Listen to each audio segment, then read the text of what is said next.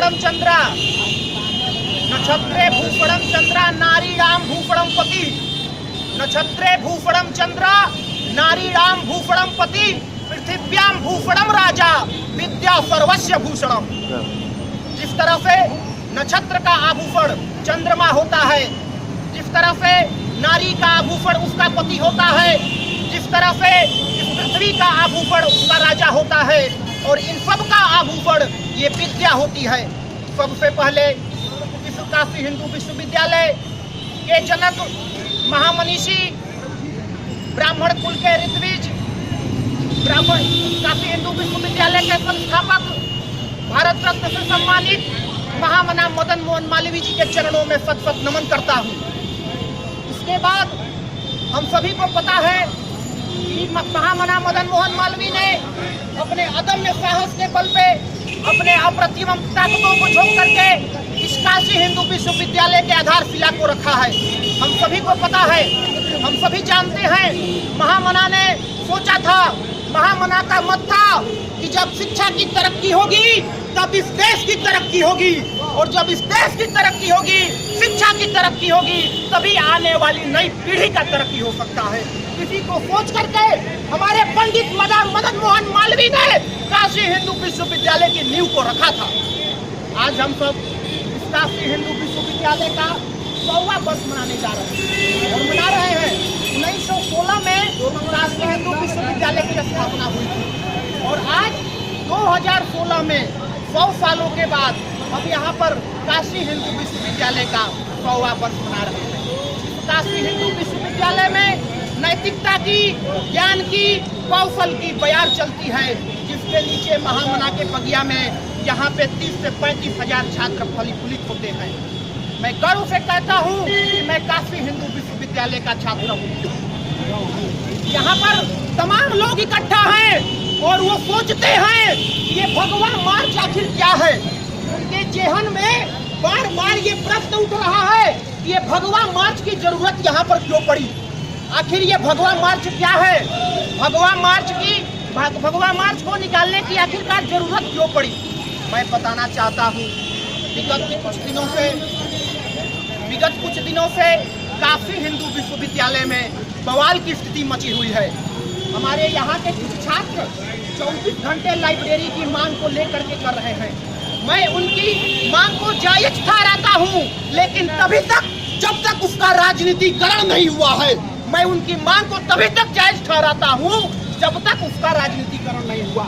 जहाँ वो राजनीतिकरण हुआ वो मांग नाजायज हो जाती है, वो मांग पूरी तरह से नाजायज हो जाती है। हम सभी को पता है, पूरे देश को पता है कि काशी हिंदू विश्वविद्यालय में छात्र संघ पर रोक लगा हुआ है। काशी हिंदू विश्वविद्यालय के गेट के कैंपस के भीतर किसी भी राजनीतिक संगठन का प्रवेश वर्जित है, ये सभी जानते हैं। आखिर भगवा मार्च क्या है, क्यों निकालना पड़ रहा है, मैं आपको बताना चाहता हूँ। बड़े ही दर्द के साथ, बड़े ही कुंठा के साथ मैं इसी रास्ते से लगातार 10 दिन से गुजर रहा हूँ और अपने रूम पर जाता हूँ। मैं देखता हूँ यहाँ पर किसी राजनीतिक दल के लोग खड़ा होकर के माइक हाथ में लेकर के कहते हैं काशी हिंदू विश्वविद्यालय का भगवाकरण हो रहा है, काशी हिंदू विश्वविद्यालय का भगवाकरण हो रहा है। वो कहते हैं इस भगवा से देश को बचाओ, भगवा से तुम देश को बचाओगे। तुम भगवा को गाली देते हो, कहाँ कहाँ तुम गाली दोगे। महाराणा प्रताप के सम्मान का रंग भगवा था, वीर शिवाजी के सम्मान का रंग भगवा था, रानी लक्ष्मीबाई के शौर्य का रंग भगवा था। और तो और जब ये प्रकृति अपनी अनुपम छटा बिखेरती है, अविरल छटा बिखेरती है, तो कुछ क्षण के लिए शाम के समय इस आसमान का रंग भी भगवा हो जाता है।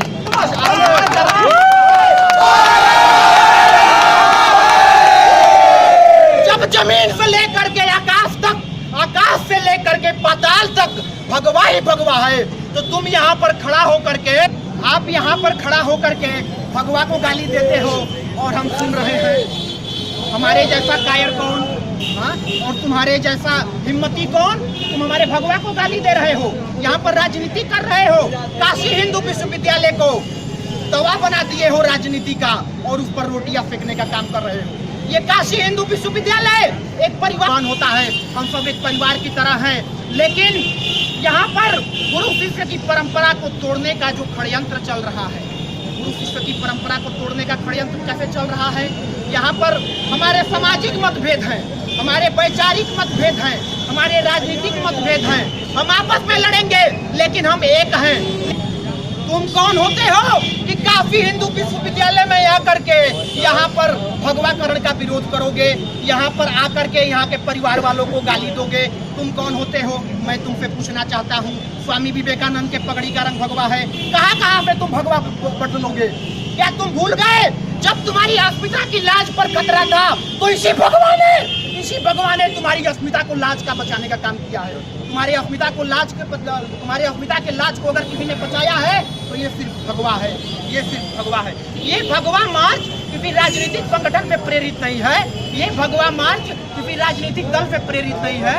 ये भगवा मार्च केवल हमारे हिंदू सनातन भाइयों का एक प्रतीक है, आइडियोलॉजी है, सिंबल है।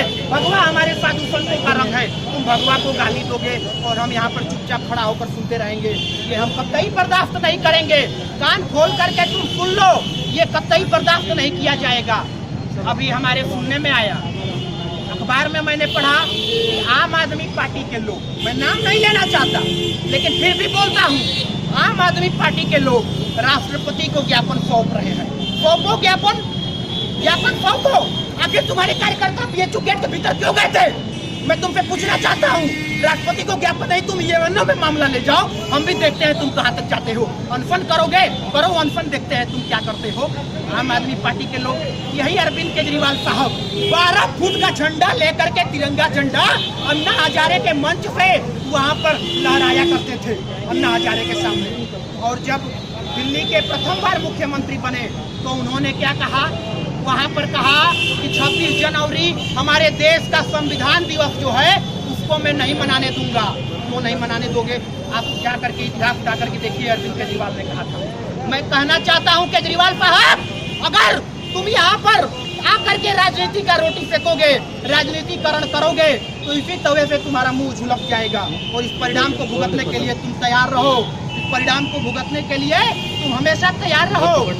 इन्हीं के बीच में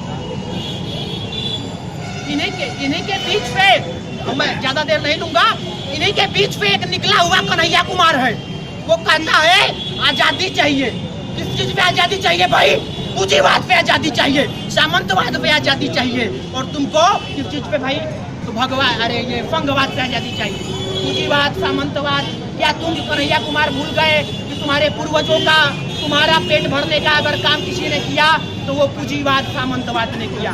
कन्हैया कुमार, मैं तुमको कहना चाहता हूँ, कुछ माननीय लोगों ने हमारे देश में कहा कि भारत तेरे टुकड़े होंगे, इंशाअल्लाह इंशाअल्लाह, ये अभिव्यक्ति का अधिकार है। अरे कन्हैया, तुम तो छात्र संघ के अध्यक्ष हो जेएनयू के, तुम्हारा तो मर्यादामय पद है, गरिमामय पद है, तुम ये भूल गए? तुम्हारे सामने नारा लगता है और तुम तो चलो अभिव्यक्ति की आजादी है, तुमको अभिव्यक्ति की आजादी है, भारत तेरे टुकड़े होंगे तो ठीक था। इंशाअल्लाह जब लगा तब भी तुमको समझ में नहीं आया कि ये इंशाअल्लाह क्या है। कन्हैया कुमार, तुम तो आईएफआई के एजेंट के तौर पर काम कर रहा है रे।